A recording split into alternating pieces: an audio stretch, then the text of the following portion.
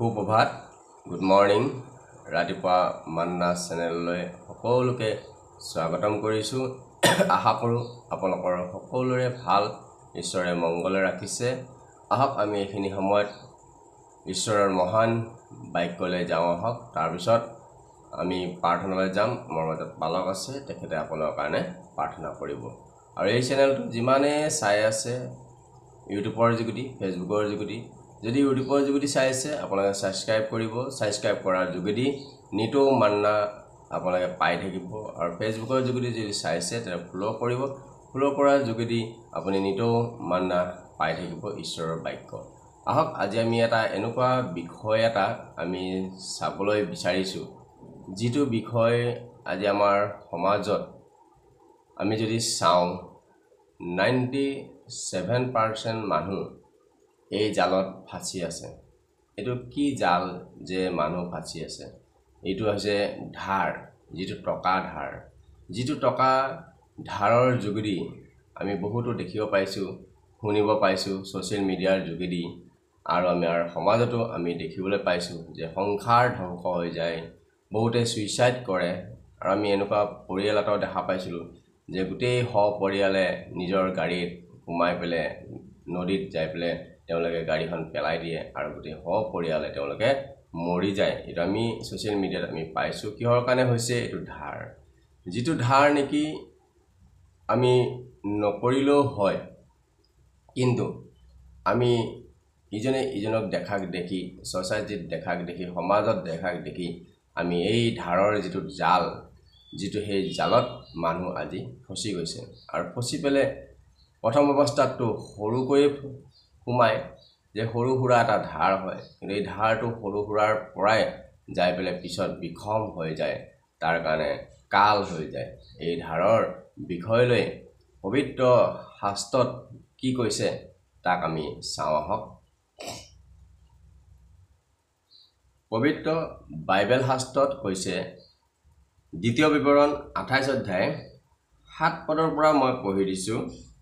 12 পদলৈকে বাকিখিনি আপোনালোকে পঢ়িলে ভালদৰে জানিব পাৰিব জিহুৱাই তোমাৰ বিৰুদ্ধে উঠা শত্ৰুবোৰক তোমাৰ আগত ঘটুৱাব সিহঁতে এক বাটেদি তোমাৰ অহিতে আহি তোমাৰ আগৰ পৰা 7 বাটেদি পলাই যাব আপোনাৰ যি শত্ৰু সেই শত্ৰু আপোনাক আক্ৰমণ কৰিবৰ কাৰণে এক বাটেদি আহিব কিন্তু ঈশ্বৰে কৈছে 7 বাটেদি পলাই যাব বুলি কৈছে জিহুৱাই তোমাৰ ভৰাল আৰু তোমাৰ হাতে কৰা আটাই কাৰ্যত তোমাৰ ওপৰত আশীৰ্বাদ কৰিবলৈ আজ্ঞা দিব আনকি আপোনাৰ ভৰাল আৰু আপোনাৰ হাতে কৰা কাৰ্যত উপাৰ্জনৰ ওপৰত আশীৰ্বাদ কৰিবৰ কাৰণে আজ্ঞা দিব বুলি কৈছে তোমাৰ ঈশ্বৰ জিহুৱাই তোমাক যি দেশ দিছে তেওঁ তাত তোমাক আশীৰ্বাদ কৰিব আপুনি যি দেশত জন্ম হৈছে সেই দেশতে ঈশ্বৰে আপোনাক আশীৰ্বাদ কৰিব বুলি কৈছে তুমি যদি তোমাৰ ঈশ্বৰ জিহুৱাৰ আজ্ঞাবোৰ পালন কৰা আৰু তেওঁৰ পথত চলা তেন্তে জিহুৱাই তোমাৰ আগত শপত কৰাৰ দৰে তোমাক নিজৰ এক পবিত্ৰ প্ৰজা কৰিব যদি আমি ঈশ্বৰৰ বাক্যটো পালন কৰি থাকো ঈশ্বৰৰ আজ্ঞামতে চলো ঈশ্বৰৰ ভয়কাৰী হৈ চলো তেনে ঈশ্বৰে আপোনাক পবিত্ৰ প্ৰজা কৰি ৰাখিব বুলি কৈছে তাতে পৃথিৱীত সকলো জাতিবোৰে জিহুৱাৰ নামেৰে তুমি প্ৰখ্যাত হোৱা দেখি তোমালৈ ভয় কৰিব আৰু আপোনাৰ ঈশ্বৰ আপোনাৰ লগত থকা দেখি বাকি জাতিয়ে আপোনাক ভয় কৰিব বুলি কৈছে তাৰ মানে আপোনাক সন্মান কৰিব যে ইয়াৰ লগত ঈশ্বৰ আছে আৰু জিহুৱাই তোমাক যি দেশ দিম বুলি তোমাৰ পূৰ্বপুৰুষবিলাকৰ আগত শপত কৰিছিল সেই দেশত তেওঁ তোমাৰ গৰ্ভফল তোমাৰ পশুৰ ফল আৰু ভূমিৰ ফলেৰে মংগলৰ অৰ্থে তোমাক ঐশ্বৰ্যৱান কৰিব আনকি আপোনাৰ গৰ্ভফল আপোনাৰ লৰা ছোৱালী পশুৰ ফল আৰু ভূমিৰ ফলেৰে আপোনাক ঐশ্বৰ্যৱান কৰিব বুলি কৈছে উচিত সময়ত তোমাৰ বৰষুণ দিবলৈ আৰু তোমাৰ হাতে কৰা সকলো কাৰ্যত আশীৰ্বাদ দিবলৈ জিহুৱাই নিজৰ উত্তম আকাশ ভৰাল মুকলি কৰিব উচিত সময়ত আপোনাৰ তাত বৰষুণ দিব আৰু হাতে কৰা কাৰ্যত আশীৰ্বাদ কৰিব আকাশৰ ভৰাল মুকলি কৰি পেলাই দিম বুলি কৈছে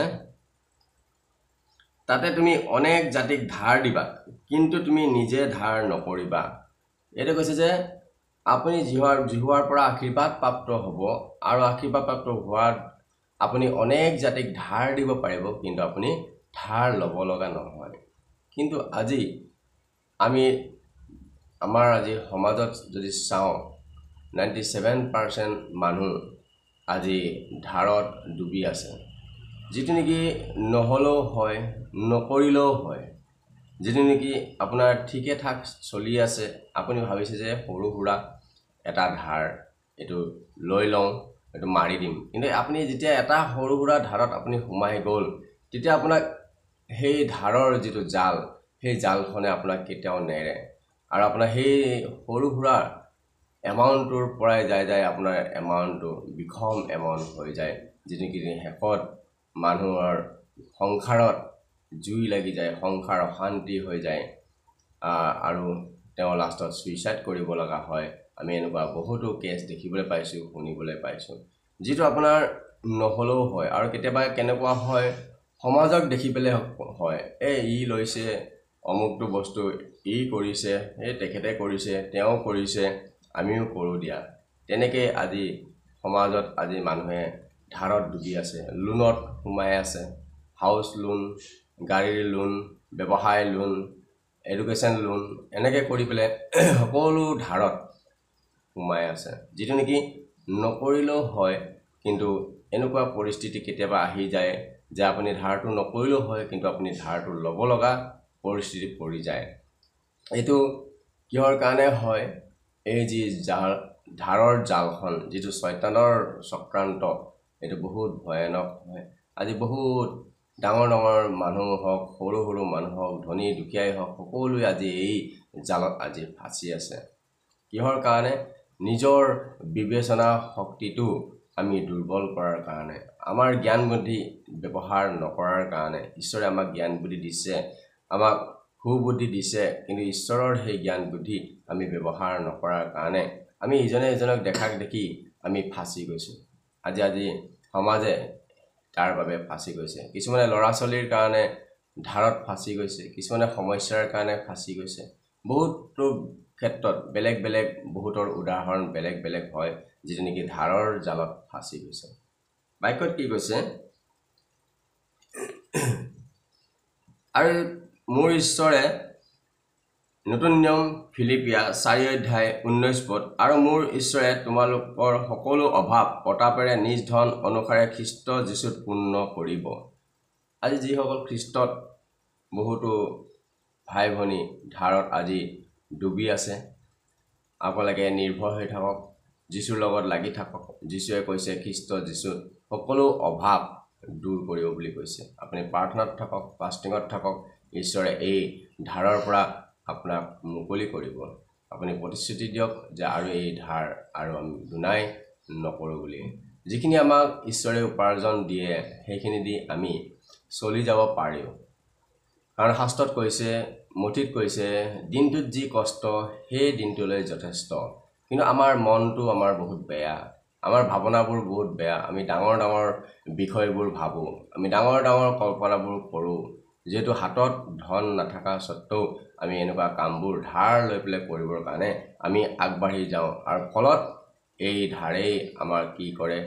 সন্মান হানি কৰে আমাক ইজনে সিজনে ধাৰৰ কাৰণে বেয়া পোৱা পৰি হৈ যায় ইজনে সিজনৰ মাজত ভেদভাৱ হৈ যায়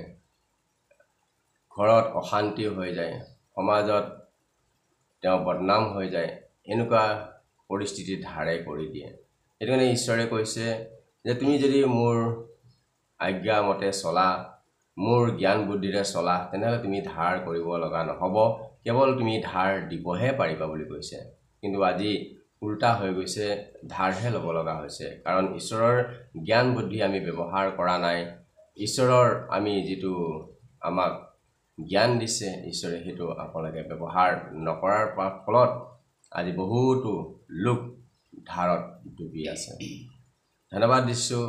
বাক্য ঈশ্বৰে জনোৱাৰ বাবে পৰাপক্ষত আপোনাৰ ক্ষেত্ৰত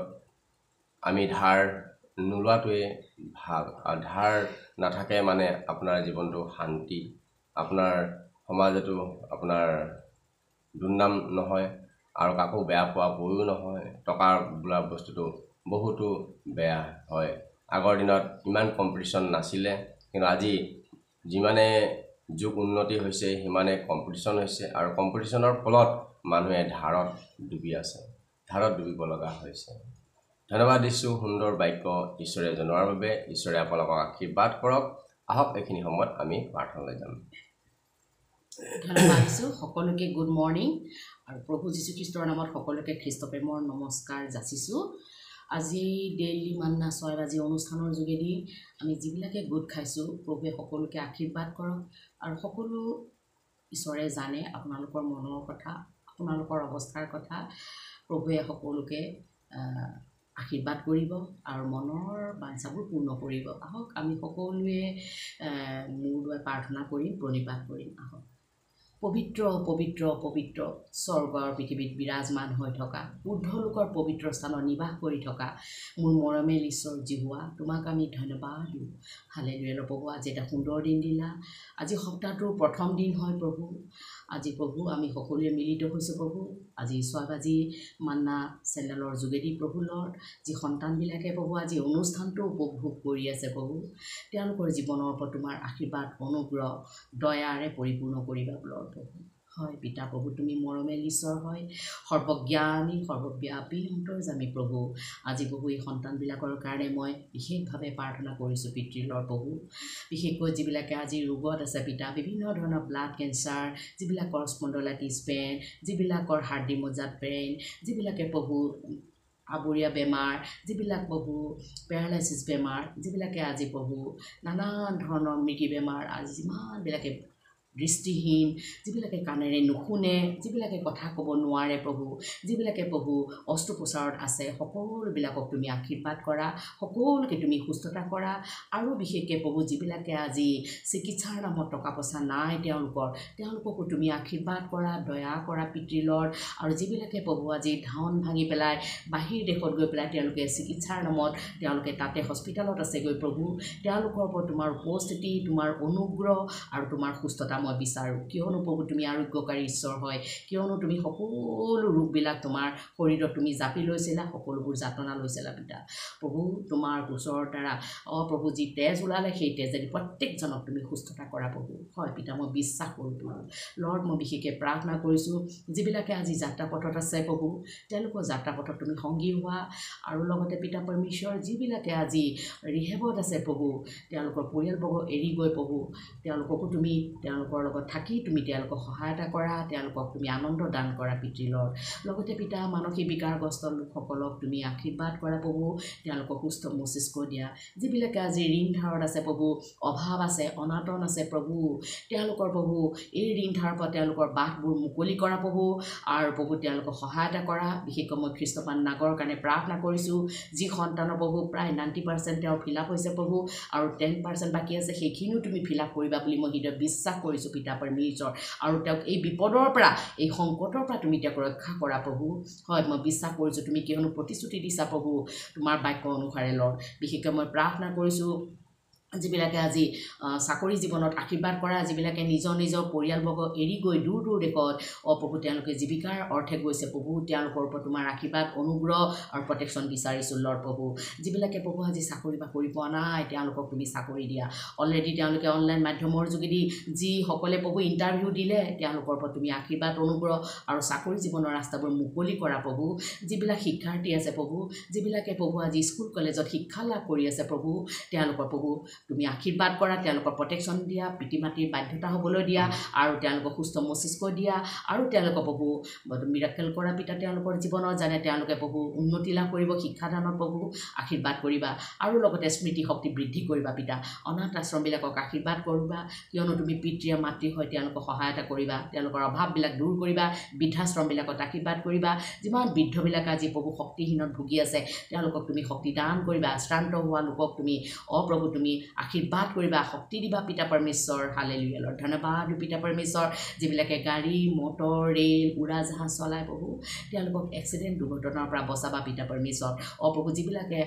খেতিয়কবিলাকক আশীৰ্বাদ কৰা, তেওঁলোকৰ ভূমিফলৰ ওপৰত, তেওঁলোকৰ শস্য ফলৰ ওপৰত তুমি আশীৰ্বাদ কৰা পিতা। গৃহিণীবিলাকক আশীৰ্বাদ কৰা, তেওঁলোকে প্ৰভু সুজ্ঞানেৰে তেওঁলোকৰ পৰিয়ালটো যেন প্ৰভু তেওঁলোকে সুপৰিচালনাভাৱে কৰিব পাৰিব, আশীৰ্বাদ কৰা পিতা পৰমেশ্বৰ। প্ৰভু পগলাবিলাকক প্ৰভু সুস্থ মস্তিষ্ক দিয়া পিতা। জেলত থকাবিলাকক আজাদ নাজাত দিয়া পিতা যিবিলাকৰ পৰিয়ালৰ প্ৰভু তেওঁলোকৰ পৰিয়ালবৰ্গ আজি পৃথিৱীৰ পৰা হেৰাই গ'ল প্ৰভু তেওঁলোকক সেই পৰিয়ালবৰ্গত তুমি প্ৰভু তুমি শান্তি সান্তনা দান কৰা পিতা পৰমেশ্বৰ সন্তান নোহোৱাবিলাকৰ সন্তান দিয়া পিতা পৰমেশ্বৰ প্ৰভু মই তোমাক ধন্যবাদ পিতা যিবিলাক আজি বিবাহ পাশত আবদ্ধ হ'বলৈ গৈ আছে পিতা পৰমেশ্বৰ সামাজিকভাৱে প্ৰভু তেওঁলোকৰ প্ৰভু সেই বিবাহ পাশত তুমি আশীৰ্বাদ কৰিবা পিতা সকলো ৰাস্তাবোৰ খুলিবা পিতা পৰমেশ্বৰ দাম্পত্য জীৱনত আশীৰ্বাদ কৰিবা পিতা স্বামী স্ত্ৰী এৰাইৰিবিলাক তুমি দূৰ কৰিবা পিতা কিয়নো তুমি মিলনকাৰী ঈশ্বৰ হয় প্ৰভু তেওঁলোকৰ মাজত মৰম বুজাবুজি থাকিবলৈ দিবা পিতা পৰমেশ্বৰ আশীৰ্বাদ কৰা ধন্যবাদ দিছোঁ পিতা পৰমেশ্বৰ প্ৰভু তুমি সুন্দৰভাৱে আশীৰ্বাদ কৰাৰ কাৰণে পিতা পৰমেশ্বৰ প্ৰভু তুমি যিবিলাকে প্ৰভু আজি